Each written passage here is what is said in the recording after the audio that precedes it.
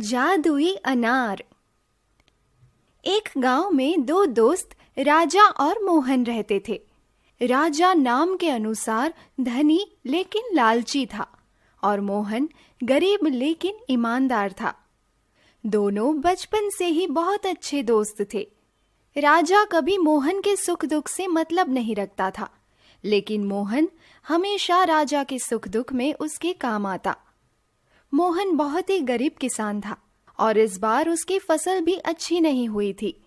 वो काम की तलाश में काफी दिनों से घूम रहा था, लेकिन उसे काम कहीं नहीं मिल रहा था और उसके घर में भी खाने को कुछ भी नहीं बचा था।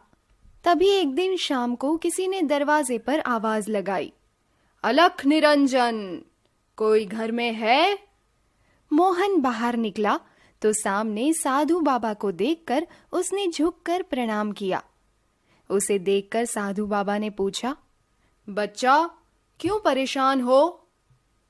मोहन बोला, बाबा, हफ्ते भर से काम नहीं मिला और घर में खाने को एक दाना भी नहीं है। सब बहुत भूखे हैं बाबा। इतना बोलते बोलते मोहन रोने लगा। ये देखकर बाबा ने कहा, तो फिर अपने मित्र से मांग लो। मोहन बोला, बाबा, मैं सिर्फ मेहनत की कमाई खाता हूं। मोहन के मुंह से ऐसी बात सुनकर बाबा प्रसन्न हो गए और झोले से निकालकर मोहन को एक अनार दिया। अनार देते हुए बाबा ने कहा, आज से ठीक तीसरे दिन प्रभु का नाम लेकर इसे काटना, लेकिन सावधान, उससे पहले मत काटना। भगवान ने चाहा तो तेरा कल्याण होगा। मोहन ने 3 दिन अनार का बहुत ही अच्छे से ध्यान रखा और तीसरे दिन प्रभु का नाम लेकर उसने अनार को काटा। अनार को काटते ही उसके आश्चर्य का ठिकाना नहीं रहा। उसके घर में रोशनी फैल गई। ये क्या? उस अनार के अंदर तो लाल दाने की जगह हीरे और मोती के दाने भरे हुए थे, जो जगमगा रहे थे। हीरे और मोती के दाने देखकर मोहन खुशी से फूला नहीं समा रहा था। वो साधु बाबा को दिल से धन्यवाद करके बाजार निकल गया और इसी तरह लालच में ना आकर वो धनवान बन गया, पर दिल से वो पहले की तरह ही बहुत ही दयालु और ईमानदार था। जब राजा को ये बात पता चली तो उससे रहा नहीं गया और वो दौड़ा दौड़ा मोहन के पास आया। राजा ने मोहन से उसके धनी बनने का राज पूछा। मोहन बहुत ही ईमानदार था। उसने साधु बाबा की सारी बातें राजा को बता दी।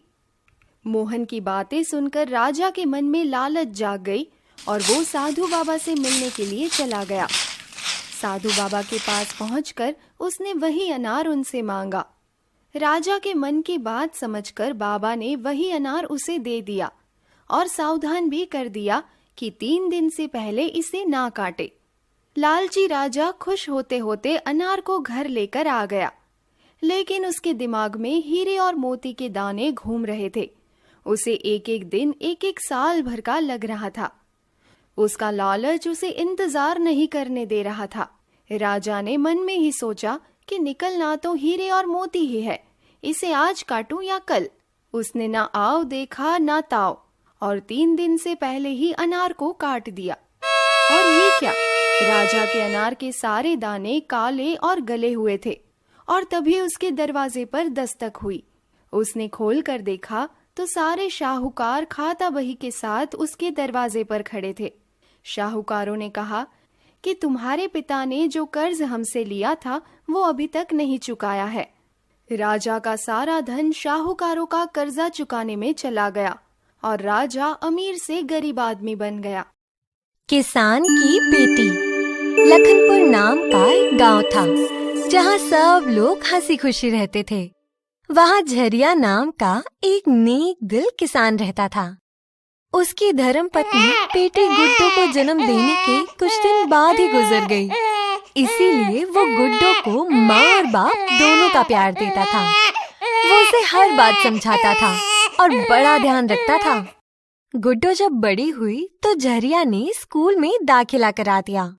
लेकिन जब गांव वालों को ये पता चला कि झरिया ने अपनी बेटी का दाखिला स्कूल में करा दिया है, तो सारे गांव वाले गुस्सा हो गए और सब लोग इकट्ठा होकर सरपंच के पास पहुंच गए। सरपंच ने सारी बातें सुनकर लोगों को शांत कराते हुए झरिया को कहा, तुमने बहुत बड़ा अपराध किया है। तुम्हारे कारण गांव का माहौल खराब हो जाएगा। तुम बेटी को चूल्हा चौका सिखाओ, नहीं तो तुम्हें गांव छोड़कर जाना होगा। बेचारा झरिया सुबह होते ही अपनी गुड्डो और जरूरी सामान लेकर शहर की तरफ चल पड़ा। शाम में जब झरिया शहर पहुंचा तो उसने एक आदमी को रोड पर पड़ा देखा। उसके माथे से खून बह रहा था, लेकिन भीड़ में से कोई भी मदद करने को तैयार नहीं था। वो सोचा, शहर में कैसे लोग रहते हैं, घायल आदमी की मदद तक नहीं करते हैं। ये सोचकर वो झटपट घायल आदमी को उठाकर पास के हॉस्पिटल ले गया। हॉस्पिटल में उनका समय पे इलाज हो गया। फिर जब उस आदमी को होश आया तो डॉक्टर ने बताया कि झरिया के कारण ही आज आपकी जान बची है। सेठ जी झरिया से बड़े खुश हुए। उन्होंने दिल से धन्यवाद दिया और शहर आने का कारण पूछा। झरिया ने गांव में हुई सारी बातें सेठ जी को बता दी। ये सब जानकर सेठ जी बड़े दुखी हुए। सेठ जी बड़े परोपकारी पुरुष थे। वो हमेशा जरूरतमंदों की मदद करते थे।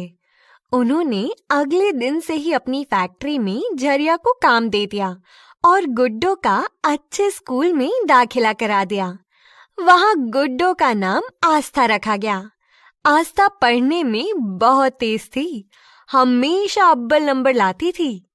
समय गुजरता गया और वो इम्तिहान पास करती चली गई और फिर एक दिन वो शहर की बहुत फेमस डॉक्टर बन गई। इधर गांव के सरपंच को एक दिन दिल का दौरा पड़ा। गांव के वैद्य जी को दिखाया तो उन्होंने तत्काल को जरूरी दवाई दी और शहर जाकर इलाज कराने को कहा। अगली सुबह जब सरपंच जी इलाज कराने शहर जा रहे थे तो रास्ते में ही वो बेहोश हो गए। सरपंच के बेटे और गांव के कुछ लोग मिलकर जल्द से जल्द हॉस्पिटल पहुंच गए और डॉक्टर को दिखाया।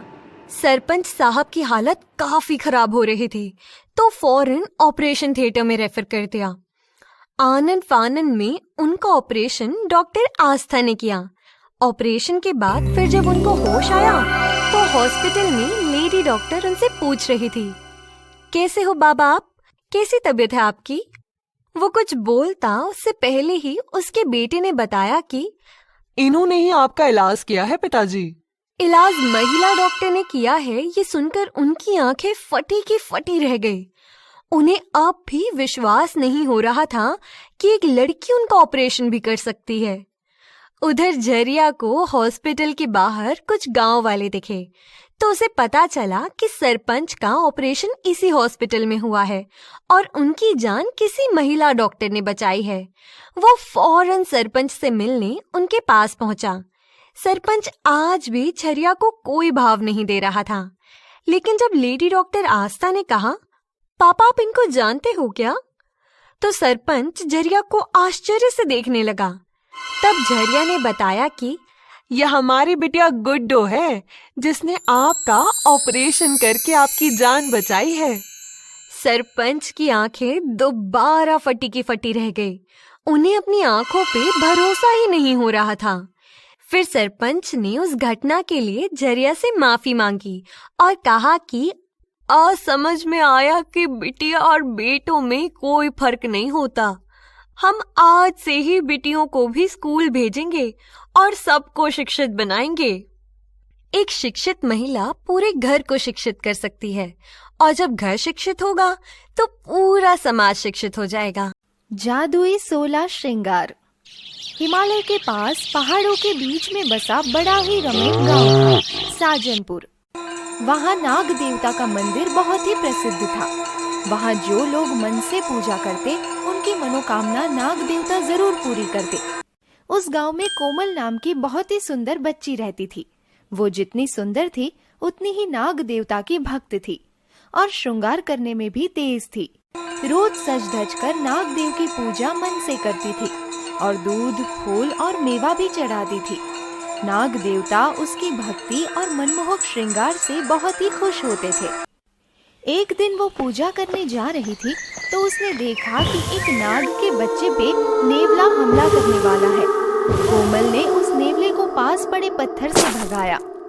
उस छोटी बच्ची की भक्ति से नाग देवता तो प्रसन्न थे ही, पर उसके इस कार्य से और भी ज्यादा प्रसन्न हो गए और मनुष्य के रूप में आकर उन्होंने उस बच्ची को जादुई 16 श्रृंगार की डिब्बी दी और कहा, बच्ची तुम इससे रोज 16 श्रृंगार करना, लेकिन सावधान, कभी श्रृंगार करना बंद मत करना, नहीं तो कयामत आ जाएगी।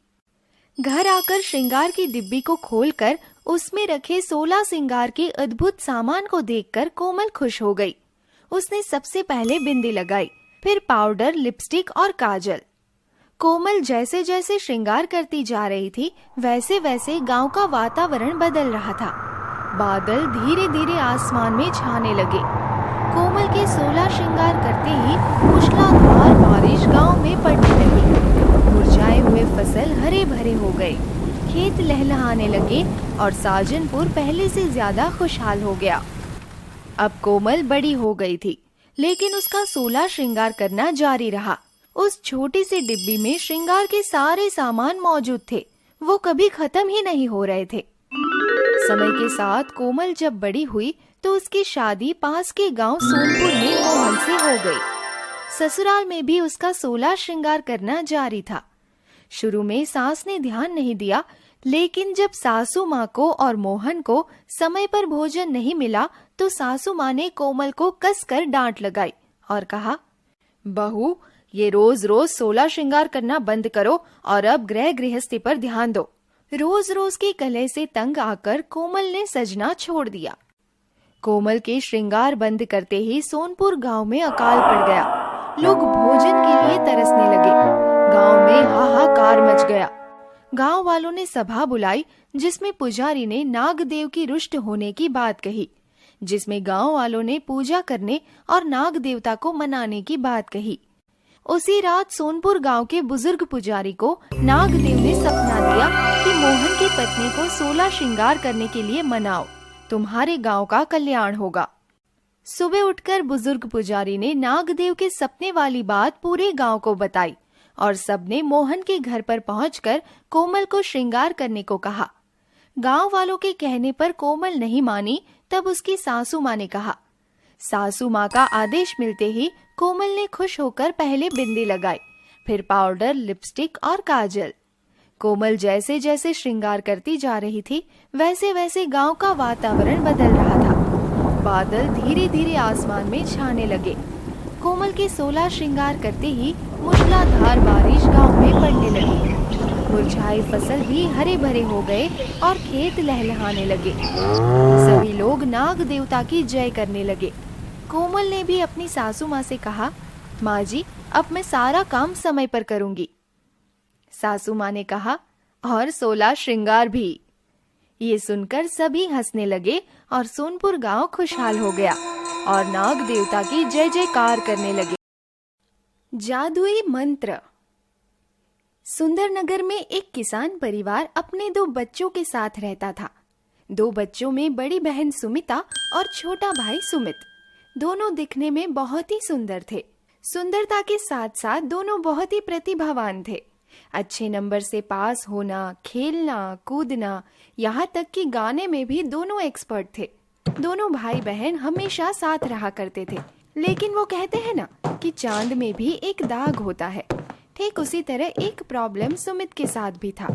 बहन सुमिता के सर पे लंबे काले बाल थे, पर सुमित के सर पे बचपन से ही बाल नहीं थे, इसीलिए सब लोग उसको टकला कहकर ही बुलाया करते थे और बेचारे सुमित को बहुत ही बुरा लगता था।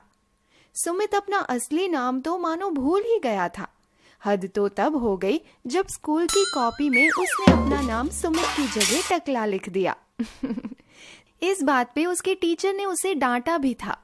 घर में उसकी माँ भी बड़े प्यार से उसे आवाज लगाती, आजा मेरा दुलारा टकला, खाना खा ले।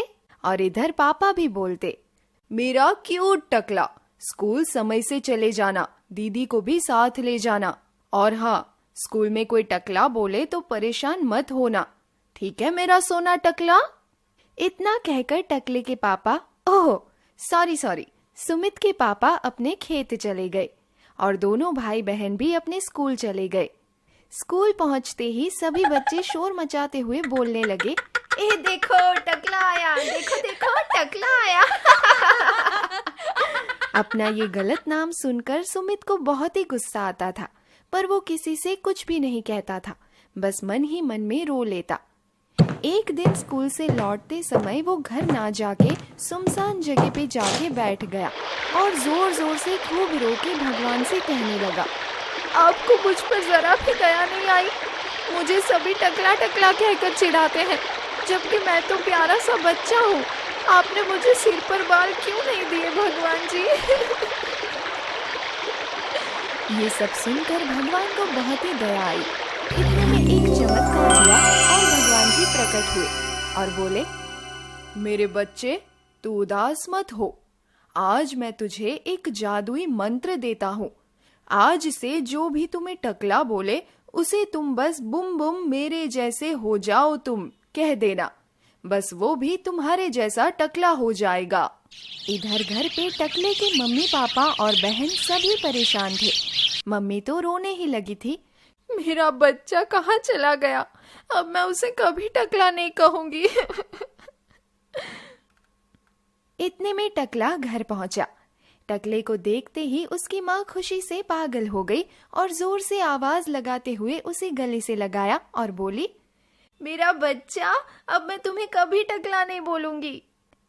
लेकिन मम्मी ने तो ना कहते हुए भी उसे टकला बोल ही दिया। फिर तो क्या था, टकला को वो मंत्र याद आ गया और वो उस मंत्र का असर भी देखना चाहता था। उसे लगा कि चलो माँ को ही बोल देता हूँ, और वो बोला, बुम बुम मेरे जैसे हो जाओ तुम। इतना कहते ही टकले की मम्मी भी टकली हो गई और टकला जोर जोर से हंसने लगा। और पापा भी जो टकले को ढूंढने के लिए निकले थे वो भी वापस घर आ गए तो दूर से ही टकले की हंसी सुनाई दी। उसके पापा बोले, अरे मेरा टकला आ गया। फिर क्या था, टकले ने अपने पापा को भी ये मंत्र बोल दिया, बुम बुम मेरे जैसे हो जाओ तुम। ये सुनकर पापा भी टकले हो गए। बहन चुपचाप ये सब देख रही थी। टकले के लौटने से खुश होकर वो सिर्फ रोए जा रही थी। उसने सोचा कि मैं इसे भूल से भी टकला नहीं बोलूंगी, नहीं तो मेरे लंबे काले बाल भी चले जाएंगे, मैं भी टकली हो जाऊंगी। टकले को तो मानो खजाना ही हाथ लग गया था। आज उसके पैर जमीन पर नहीं टिक रहे थे, वो लगातार हंसे ही जा रहा था। उसकी हंसी की आवाज पड़ोसियों को भी सुनाई दे रही थी। घर के बाहर बच्चे इकट्ठा हो गए और सब एक दूसरे से बोलने लगे, अरे हमेशा रोने वाला टकला आज क्यों इतना हंस रहा है? हंसने का डिपार्टमेंट तो हम दोस्तों का है। ये सुनकर दूसरा बच्चा बोला, भाई कहीं टकले को कोई मंत्र तो नहीं मिल गया ना? इतने में टकला बाहर आ गया। उसे देखकर सब बच्चे चिल्लाने लगे, हे देखो टकला आया टकला। बस टकला तो इसी ताक में था। इन्हीं बच्चों ने तो टकले का जीना मुश्किल कर दिया था। टकला जोर से हंसते हुए बोला, बुम बुम मेरे जैसे हो जाओ तुम। और बाहर खड़े सारे बच्चे टकले हो गए। अब टकला बहुत ही खुश था। वो आराम से चैन की नींद सो गया। अगली सुबह जब वो स्कूल पहुंचा तो टीचर ने आवाज लगाई, टकला होमवर्क लाए हो ना करके? फिर क्या था, टकले को वो मंत्र फिर से याद आ गया और उसने टीचर को भी बोल दिया। गुरुजी भी टकले हो गए। क्लास में पढ़ रहे सारे बच्चे एक साथ चीख पड़े, टकला ये तूने क्या किया? टकले ने फिर से वही मंत्र चीख कर बोल दिया। क्लास के सभी बच्चे भी टकले हो गए। स्कूल से छुट्टी होने पर टकला खुशी खुशी अपने घर आने लगा तो उसे भगवान जी की याद आ गई। वो वापस उसी जगह बैठकर फिर से रोने लगा और बोलने लगा, भगवान जी सारे टकले हो गए, मुझे अब बहुत बुरा लग रहा है, सबको अपने बाल वापस कर दो भगवान जी। भगवान जी ने सबको सबक सिखाने के लिए ही ऐसा मंत्र टकले यानी कि सुमित को दिया था। सुमित के मुंह से ये बातें सुनकर भगवान जी बहुत खुश हुए। इधर मम्मी पापा, गांव के सारे बच्चे, स्कूल के सारे बच्चे और टीचर अपने बाल जाने से बहुत ही दुखी थे, रो रहे थे, सोच रहे थे कि अब जिंदगी कैसे जिएंगे। जब टकला गांव वापस आया तो सभी ने उससे माफी मांगी। माँ पापा ने भी उससे माफी मांगी। अगली सुबह माँ पापा के साथ सभी के बाल वापस आ गए, बच्चों के भी। स्कूल पहुंचने पर टीचर के भी बाल वापस आ गए थे। टीचर ने भी टकले से माफी मांगी।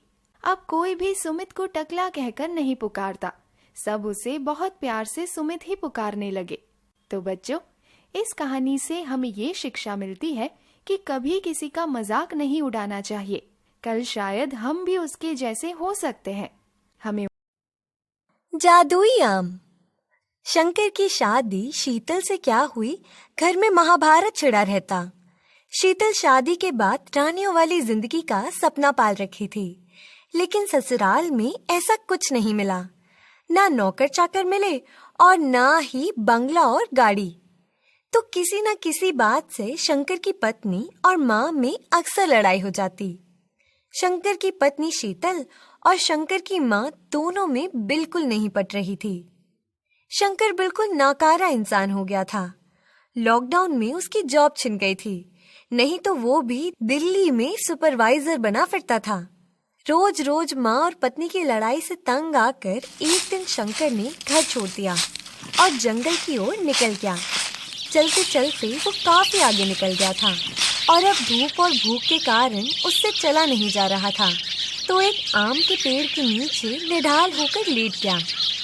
जंगल से लौटने वाले चरवाहे राहगीर आदि ने उसे पेड़ का रखवाला समझकर आम मांगा, तो उसने इशारे से बोला, ले लो। उसके बदले राहगीर ने उसे कुछ खाने को दे दिया। खाना खाने के बाद ताज़ी हवा में उसे नींद आ गई। शंकर ने सोचा, चलो शांति मिली।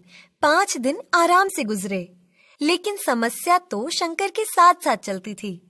सुबह सुबह कुछ बदमाश लोग उस आम के पेड़ को काटने आ गए। शंकर ने बहुत हाथ पैर जोड़े और बोला, आम का पेड़ मत काटो, जितने फल ले जाना है ले जाओ। लेकिन बदमाश शंकर की बात को अनसुना करके पेड़ काटने लगा। परेशान होकर शंकर पेड़ से चिपक गया और चिल्लाने लगा, पहले मुझे काटो, फिर पेड़ को काटना। उसके चिल्लाने से चरवाहे राहगीर और आसपास के ग्रामीण लोग जमा हो गए।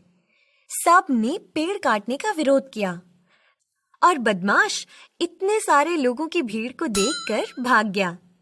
शंकर ने राहत की सांस ली। सभी ने शंकर को इस नेक काम के लिए शाबाशी दी। लोगों के जाने के बाद उसे एक आवाज आई, तुमने आज मुझे काटने से बचाया है। आवाज सुनकर वो इधर उधर देखने लगा। तभी आम के पेड़ ने कहा, मैं आम का पेड़ बोल रहा हूँ। शंकर हंसने लगा और बोला, ये हो सकता है, जरूर कोई मजाक कर रहा है। तब आम के पेड़ ने कहा, मैं तुमसे खुश हूँ, तुम मेरा एक फल तोड़ो और जो चाहिए वो मांगो, तुमको तुरंत मिल जाएगा। शंकर ने तुरंत एक फल तोड़ा और पकवान से भरी थाली मांगी। आंखें खोलते ही पकवान से भरी थाली सामने थी। शंकर जोश में सब खा गया। तभी पेड़ ने कहा, अब तो विश्वास आ गया शंकर। अपना नाम सुनकर उसे समझ में आ गया कि ये कोई जादुई आम का पेड़ है। आम का जादू देखकर शंकर ने तुरंत हाथ जोड़ लिए। पेड़ ने कहा, तुमने मुझे काटने से बचाया है, इसलिए मैं तुम्हें कुछ देना चाहता हूँ। आज से एक आम तोड़कर जो मांगोगे वो मैं तुम्हें दूंगा, लेकिन एक दिन में एक ही फल तोड़ना। मैं एक ही मांग पूरी करूंगा। साथ ही राहगीर को बैठने और आम खाने से मना मत करना। जिस दिन राहगीर को मना करोगे, आम का जादू उसी पल समाप्त हो जाएगा। शंकर अब एक एक आम रोज तोड़कर धनवान बन गया और उसने अपनी माँ और पत्नी शीतल को अपने पास बुला लिया। महल देखकर उसकी पत्नी शीतल और उसकी माँ का आश्चर्य का ठिकाना न रहा। उन दोनों ने पूछा, इतना धन कहाँ से आया? तो शंकर बताने में आनाकानी करने लगा। तो दोनों अब शंकर से लड़ने लगीं। जरूर कोई गलत काम किया है जो जंगल के पास घर बना लिया। पैसा मेहनत का कमाया रहता तो गांव में ही नहीं रहते। थक हार कर शंकर ने जादुई आम की बात दोनों को बताई तो दोनों के मन में लोभ आ गया। सुबह दोनों सास बहू ने मिलकर पेड़ के सारे आम तोड़ लिए और शंकर को बुलाकर बोली, रोज रोज कुछ मांगने से तो बढ़िया है आज ही सारा धन हीरा जवाहरात सब मांग लो। इतने सारे आम देखकर शंकर ने अपना सर पीट लिया और बोला, एक दिन में एक ही आम तोड़ना था। यह सुनकर उसकी पत्नी और माँ के होश उड़ गए। उन लोगों को अपनी गलती समझ में आ गई तो वो दोनों शंकर से माफी मांगने लगीं। शंकर ने कहा, मुझसे क्या माफी मांग रहे हो? माफी मांगना है तो उस आम के पेड़ से मांगो। तीनों आम के पेड़ की तरफ हाथ जोड़कर गिड़गिड़ाने लगे, लेकिन आम के पेड़ से कोई आवाज नहीं आई। शंकर को समझ में आ गया था कि उसकी पत्नी और माँ के लोभ के कारण आम के पेड़ का जादू खत्म हो चुका है। राणा जी बैंक में काम करते थे। उनके 2 बच्चे थे, बंटी और मीनू। दोनों पढ़ने में बहुत तेज थे। मीनू बड़ी और समझदार थी, लेकिन बंटी शैतानी में बड़ा अव्वल था। हमेशा उसके दिमाग में कुछ ना कुछ शैतानी चलती रहती थी। होली नजदीक आ रही थी तो बंटी के सभी दोस्त रंग और पिचकारी लेने के प्लान बना रहे थे। बंटी उन सब की बात चुपचाप सुन रहा था, क्योंकि उसको पता था कि पापा अभी से रंग खेलने तो देंगे नहीं, ऊपर से डांट पड़ेगी वो अलग। रंग नहीं खेलना चाहिए, पानी बर्बाद नहीं करना चाहिए, आदि आदि सुनना भी पड़ेगा। यह बात बंटी ने अपने दोस्त सोनू को बताई। सोनू थोड़ा बदमाश किस्म का लड़का था। उसके पिता की दुकान थी। वो अपने पिता की दुकान से पैसे चुराता था। सोनू बंटी को समझाते हुए बोला, पैसे नहीं देते तो चुपचाप निकाल लो, पापा कमाते हम लोगों के लिए ही तो है। बंटी को सोनू की बात सही लगी कि पापा भी तो कहते हैं कि मैं कमाता तुम लोगों के लिए ही हूँ। यही सोचकर बंटी पापा के पॉकेट से पैसे निकालने का मौका ढूंढने लगा। फिर सुबह पापा को बाथरूम जाते देख उसे मौका मिल ही गया। पापा के बाथरूम में घुसते ही पापा के रूम में चुपके से घुसकर पर्स से जल्दी से पैसे निकाल लिया, लेकिन हड़बड़ी में उसका हाथ टेबल पर रखे मोबाइल से टकरा गया और मोबाइल जमीन पर गिरकर टूट गया। मोबाइल बहुत कीमती था। बंटी डर से कांपने लगा और दूसरे कमरे में आकर छुप गया। आवाज सुनकर मीनू पापा के कमरे की तरफ दौड़ी आई। बंटी को कमरे से बदहवास निकलते देखकर और कमरे में मोबाइल को देखकर सब समझ गए। थोड़ी देर बाद जब पिताजी बाथरूम से बाहर निकले और टूटे मोबाइल की हालत देखकर गुस्सा हो गए। उन्होंने कड़क स्वर में मीनू की मम्मी से पूछा, मोबाइल कैसे टूटा? तो मीनू बोल पड़ी, मेरी गलती से टूटा। मीनू को पिताजी बहुत मानते थे।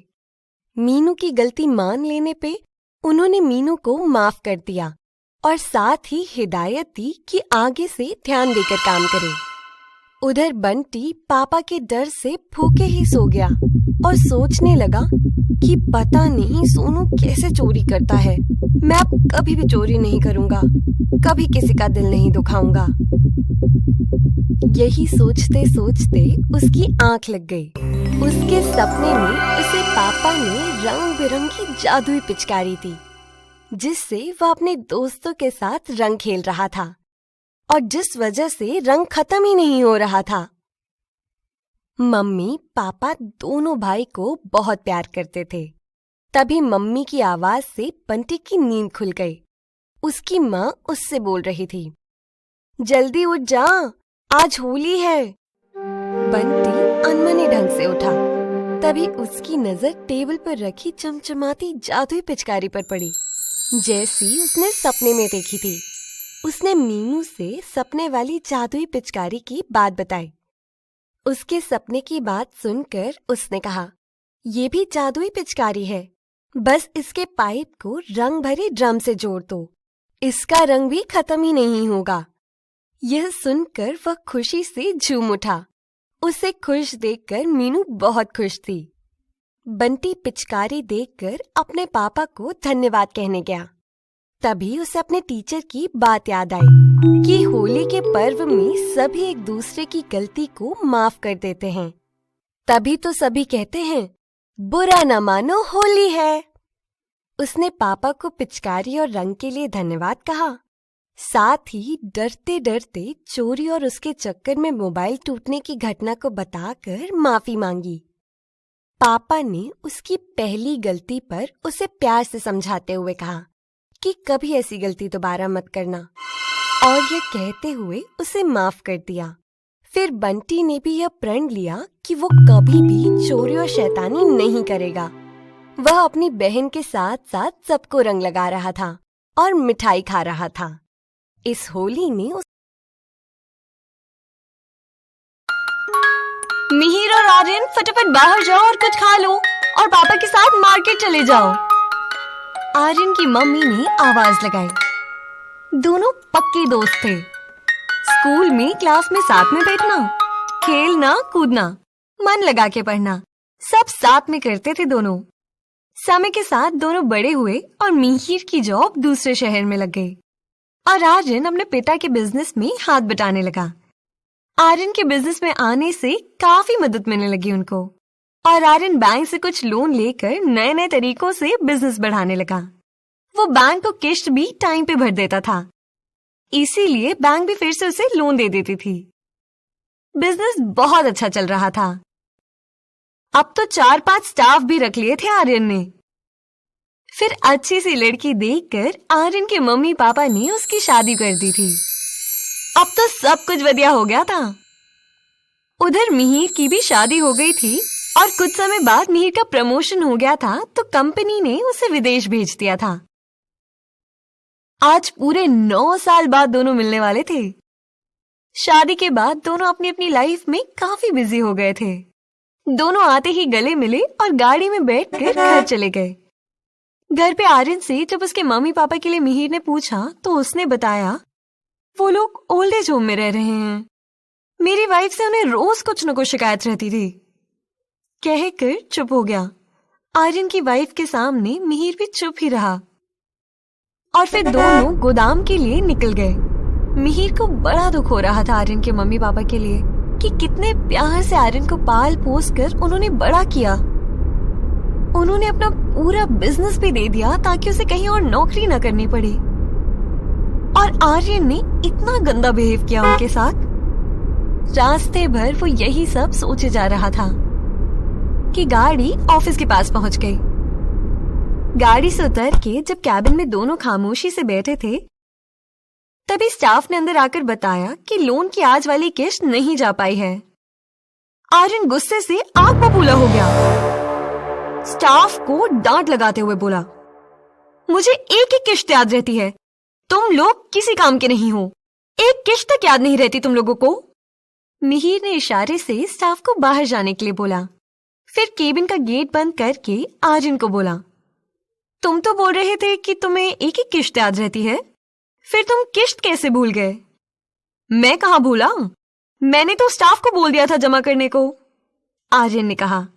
तो मिहिर ने इस बार जोर से बोला, तुम्हें तो हर किस्त याद रहती है ना, बिजली का बिल, पानी का बिल, क्रेडिट कार्ड का बिल, लेकिन अपने माँ बाप की ही किस्त भूल गए। बोलकर मिहिर बिल्कुल रुआंसा सा हो गया। आर्यन भी कुछ नहीं बोल पा रहा था। केबिन में बिल्कुल खामोशी छा गई थी।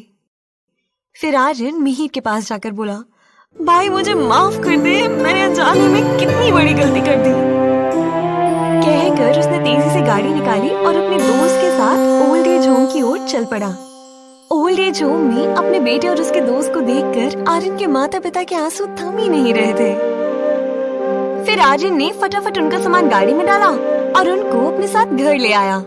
आर्यन की पत्नी भी माफी मांग रही थी कि अब कभी भी आप लोगों का दिल नहीं दुखाऊंगी। इस कहानी से हमें शिक्षा मिलती है कि माता पिता से बढ़कर दुनिया में कोई नहीं है। उनका हमेशा ध्यान रखें। माता पिता पूरी जिंदगी अपने बच्चों के लिए सैक्रिफाइस करते हैं, उन्हें बुढ़ापे में कभी भी अकेला नहीं छोड़ना चाहिए। राघवपुर में एक बुढ़िया अपनी सुंदर बेटी के साथ रहती थी। वो गरीब थी, उसका गुजारा खेती और सब्जी बेचने से हो जाता था। बुढ़िया को अपनी जवान बेटी की शादी की चिंता खाए जा रही थी। एक दिन उसकी दूर की एक रिश्तेदार बुढ़िया से मिलने आई। उसने जंगल पार गांव में एक लड़का बताया, लेकिन बीच में घना जंगल होने के कारण कोई भी उस गांव में शादी करने से डरता था। जंगल के बारे में तरह तरह की अफवाहें थीं कि उसमें जंगली जानवर, भूत और डाकू लुटेरे रहते हैं। दिन में भी जंगल में अंधेरा रहता था। लोग दिन में भी वहां से गुजरने से डरते थे। लेकिन बुढ़िया बहुत गरीब थी।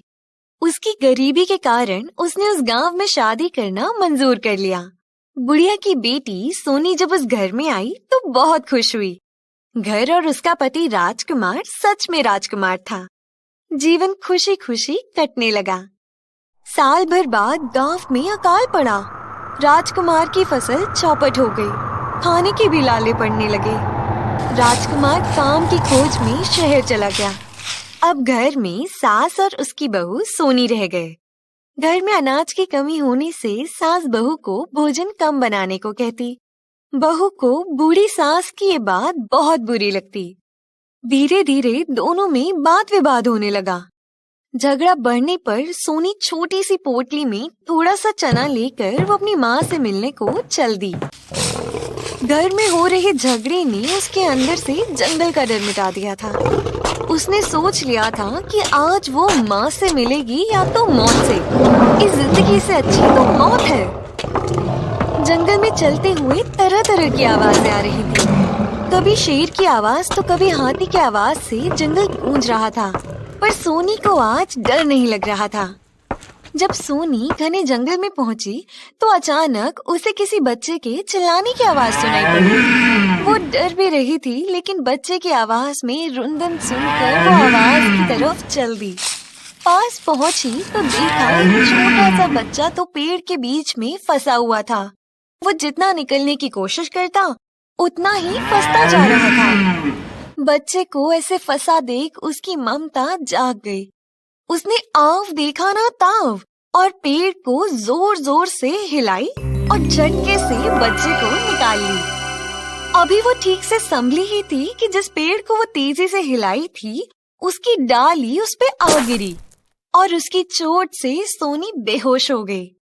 थोड़ी देर बाद जब उसकी आंख खुली तो वो शानदार पलंग पर एक महल में थी। उसके आगे पीछे बहुत सारी परियां बैठी थी। वो बोली, आप लोग कौन हैं और मैं कहाँ हूँ? तभी एक परी ने कहा, घबराओ नहीं, तुम परी लोक में हो। मेरा नाम नील परी है और जीवित हो, लेकिन तुम मरना क्यों चाहती हो? सोनी ने सासू की सारी कहानी कह दी। उसने कहा, मैं अपनी माँ से मिलने जा रही थी। नील परी ने कहा, मैं तुमसे प्रसन्न हूँ। मैं तुम्हें एक टोपी देती हूँ। उस टोपी को उसको रात में अपनी सासू माँ को पहना देना, पर ये टोपी सिर्फ तुमको ही दिखेगी। उनका व्यवहार अच्छा हो जाएगा, लेकिन सावधान, भूल से भी टोपी तुम मत उतारना। जब सोनी घर पहुंची तो शाम हो गई थी। सास उसकी दरवाजे पर मिली और उसने जमकर डांट फटकार लगाई, लेकिन सोनी ने आज कोई जवाब नहीं दिया। उसे तो रात का इंतजार था। उसने प्रेम से भोजन बनाया और सासू को जल्दी से खिला दिया और उनके सोने का इंतजार करने लगी। सासू के गहरी नींद में सोते ही उसने परी की दी हुई टोपी सासू माँ को पहना दी।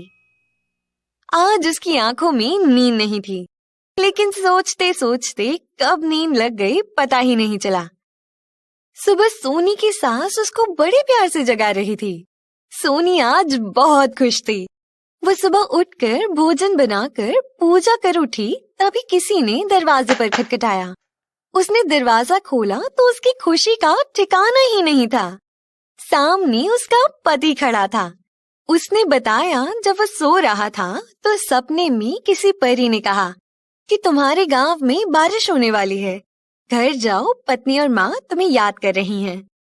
अभी ये सब बता ही रहा था कि तभी बाहर जोर से बिजली कड़की और जोरदार बारिश होने लगी।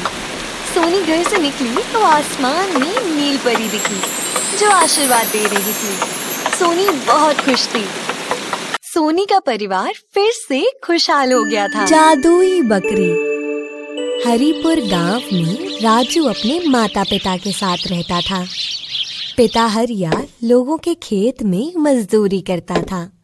राजू भी अपने पिता के काम में मदद करता था। राजू स्वभाव से बड़ा ही दयालु था, इसीलिए गांव के लोग जब उसे प्यार से कोई काम करने को कहते तो राजू उसे पूरा करने में जरूर मदद करता। राजू के पास पूंजी के नाम पे एक टूटा फूटा घर और एक बकरी थी। उसका नाम राजू ने प्यार से सोना रखा था, जिसे चारा खिलाने पास के जंगल में जाया करता था। एक दिन राजू जंगल में बकरी चरा रहा था, तभी किसी बूढ़े के कराहने की आवाज आई। राजू ने देखा एक पेड़ के नीचे एक गरीब भिखारी लेटा करा रहा था। राजू दौड़कर उसके पास पहुंचा। उसने बूढ़े से पूछा, क्या हुआ बाबा? बाबा ने बताया वो कई दिनों से बीमार और भूखा है।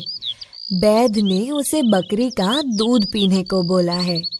बाबा ने कहा, मैं बकरी के दूध की खोज में निकला, लेकिन पैसे नहीं होने के कारण किसी ने मुझे दूध नहीं दिया और दुत्कार कर भगा दिया। राजू को दया आ गई। उसने तुरंत अपनी बकरी सोना को आवाज लगाई। बकरी के पास आने पर उसने दूध निकालकर बाबा को पिलाया। दूध पीते ही उनके शरीर में ताकत आ गई, साथ ही उनके चेहरे पर एक चमक भी थी। बाबा ने कहा, बेटा मेरे पास तुमको देने को पैसे नहीं हैं। राजू ने कहा, आप अपना आशीर्वाद ही दे दीजिए, यही बहुत है।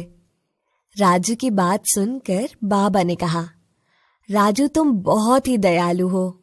मैंने बहुत लोगों से दूध मांगा, लेकिन किसी ने नहीं दिया। तुमने मेरी जान बचाई है। मैं तुम्हें एक जादुई मंत्र देता हूँ, जिससे तुम्हारी सोना बकरी से जब जितना दूध चाहोगे वो उतना दूध देगी, जिससे तुम और सेवा कर सको। जब तुम सोना से कहोगे दे दूध, तो वो दूध देने लगेगी और दूध रोकने के लिए सोना पे जल छिड़क देना। यह कहकर बाबा जंगल में गायब हो गए। राजू ने घर आकर जब मंत्र बोला तो सोना दूध देने लगी। राजू अब लोगों को दूध बांटने लगा। लोग उसे अब बदले में अनाज और जरूरी सामान देते। इससे राजू पैसे वाला बन गया, लेकिन लोगों की मदद करना नहीं छोड़ी। कोई पैसा नहीं देता तो भी वो दूध जरूर देता। इस बात की भनक नदी पार के गांव में एक चोर को लगी कि एक बकरी है जिससे जितना दूध चाहो उतना मिलता है। उसने मन ही मन सोचा, ऐसी बकरी तो मेरे पास होनी चाहिए। उसका दूध बेचकर धन कमाऊंगा और बहुत जल्दी धनवान बन जाऊंगा। ये सोचकर उसने बकरी चुराने की ठानी और अगली रात्रि में राजू की बकरी को चुरा लिया और नाव लेकर अपने गांव की ओर चल दिया। रास्ता थोड़ा लंबा था तो चोर ने सोचा, ये बकरी सही में जादुई है क्या? इसका टेस्ट तो करना चाहिए। उसने सोना बकरी से कहा, दे दूध। तो सोना दूध देने लगी। दूध से नाव भरने लगा। वो बार बार बंद करने के लिए बोलता रहा, लेकिन सोना दूध दिए जा रही थी। उसे दूध रोकने का मंत्र पता ही नहीं था। धीरे धीरे नाव में दूध भर गया। वो बहुत प्रयास किया, लेकिन दूध रुक ही नहीं रहा था और दूध भरने से नाव पलट गई। नदी गहरी थी तो चोर डूब गया और पानी में गिरने से सोना का दूध देना बंद हो गया। वो एक लकड़ी के सहारे किनारे पर आ गई और अपने घर पहुंच गई। राजू वैसे ही सोना बकरी के दूध से परोपकार करता रहा। इस कहानी से हमें यह भूतनी आजकल लोग शाम ढलते ही घर में पैक हो जाते थे। अजीब सा मातम छा जाता था। सब लोग अपने अपने लोगों का ध्यान रखते थे कि कहीं कोई गलती से शाम होने के बाद घर के बाहर न रह जाए। कुछ समय पहले तो सब ठीक था, लेकिन इधर एक महीने से किसी न किसी के घर से कोई न कोई एक इंसान गायब हो रहा था। वो किसी के भी घर में जाकर दरवाजा थपथपाती, जो बाहर निकलता वो उसे अपना शिकार बना लेती। किसी ने उसे अब तक देखा नहीं था और जिसने भी देखा था वो वापस नहीं लौटा था। गांव वालों में एक सागर भी था जो अपनी माँ के साथ शहर में रहता था और इन दिनों वहां से लौटा था। वो ऐसी हो रही घटनाओं को बस एक संजोग मान रहा था। उसे भूत प्रेत के होने का कोई विश्वास नहीं था। इधर सब लोगों के अपने अपने घरों में बंद हो जाने से भूतनी को कोई भी इंसान शिकार करने नहीं मिल रहा था। वो बौखला रही थी। उसने सोचा, 15 दिनों से कोई शिकार नहीं मिल रहा। ऐसा चलता रहा तो मैं मर जाऊंगी। घूमते घूमते भूतनी लास्ट में जब सागर के दरवाजे पर पहुंची और दरवाजा खटखटाया तो वो अपनी माँ को देखने गया। उसकी माँ दवा लेने के कारण सो चुकी थी। वो तो वैसे भी इन बातों को नहीं मानता था। उसने सोचा, क्यों ना अपने मोबाइल का इस्तेमाल करूं, उसका वीडियो बनाकर लोगों को दिखाऊंगा। शहर में दोस्तों के बीच भी अपनी अलग ही शान होगी। सोचते सोचते वो मोबाइल के वीडियो रिकॉर्डर को ऑन करके दरवाजा खोलने चला गया। धीरे धीरे उसने दरवाजा खोला। दरवाजा खोलते ही भूतनी उसके आगे आ गई। दोनों एक दूसरे को देख रहे थे। उसके 4 हाथ थे और सब उंगलियों में बड़े बड़े नाखून और खुले बाल थे। भूतनी को देखकर डर से सागर के हाथ पैर जकड़ गए। सागर कुछ कर पाता उससे पहले ही भूतनी ने 2 हाथों से उसे उठा लिया और 2 हाथों से उसका गला दबा दिया। वो हाथ पैर मारता रह गया, लेकिन भूतनी ने उसका शिकार करके अपनी भूख मिटा ली। बड़े दिनों के बाद ऐसा शिकार मिला। सुबह होने पे सागर की माँ सागर को जगाने गई तो सागर अपने बिस्तर पे नहीं था। वो आस पड़ोस में भी आवाज लगाने लगी। सब गांव के लोग सागर को ढूंढने लगे, लेकिन सागर का कोई पता नहीं था। कुछ दूरी पर उसके कपड़े मिल गए तो सबको भरोसा हो गया कि सागर भी भूतनी का शिकार बन चुका है। उसे कितना समझाया था कि दरवाजा नहीं खोलना। उसकी माँ का रो रो कर बुरा हाल हो रहा था। जब सरपंच कपड़ों को उसकी माँ के हाथ में दे रहा था तो उसे मोबाइल दिख गया। सरपंच मोबाइल हाथ में लेकर चेक करने लगे तो वीडियो देखकर चौंक गए। ये भूतनी ऐसी दिखती है? सब मोबाइल में भूतनी को देखने लगे और देख के सबकी हालत खराब हो रही थी। सरपंच सबका हाल देखकर बड़े गंभीरता से बोले, भूतनी सागर के साथ हमारे गांव के कितने लोगों का अपना शिकार बना चुकी है, लेकिन अब हम और किसी को उसका शिकार नहीं बनने देंगे। सरपंच ने सबको अपने घर में सीटी और आग का गोला बनाकर रखने को कहा और बोला, जिसके घर भी वो दरवाजा खटखटाएगी वो 3 बार इस सीटी को बजा देना। हम सभी लोग वहां आ जाएंगे। एक रात गुजर गई, दूसरी रात भी गुजर गई। ऐसा करते करते 4 रात गुजर गईं। भूतनी नहीं आई। सबको लगा कि अब लगता है हम लोगों के प्लान को वो जान गई है, इसीलिए डर से नहीं आई। और ये 5वीं रात थी। सब वैसे ही जागकर सीटी का इंतजार कर रहे थे। अचानक से सीटी की आवाज आने लगी। गांव के सबसे लास्ट वाले घर से सीटी की आवाज आ रही थी। सब लोग उधर ही भागे। वहां पहुंच के देखा तो भूतनी मोबाइल से ज्यादा खतरनाक तो सामने दिख रही थी। सब की सिट्टी पिट्टी गुम हो गई थी। लेकिन इतने में सरपंच ने तेजी दिखाते हुए आग का गोला भूतनी पे फेंक दिया और ये देखकर बाकी सब लोग भी जल्दी जल्दी आग का गोला फेंकने लगे। देखते देखते भूतनी आग के गोले में घिर चुकी थी। उसने निकलने का बहुत प्रयास किया लेकिन नहीं निकल पाई और वो उसी में जलकर मर गई। गांव वालों ने आखिर में राहत की सांस ली। इस तरह गांव के सरपंच ने समझदारी से पूरे गांव को भूतनी का शिकार होने से बचा लिया।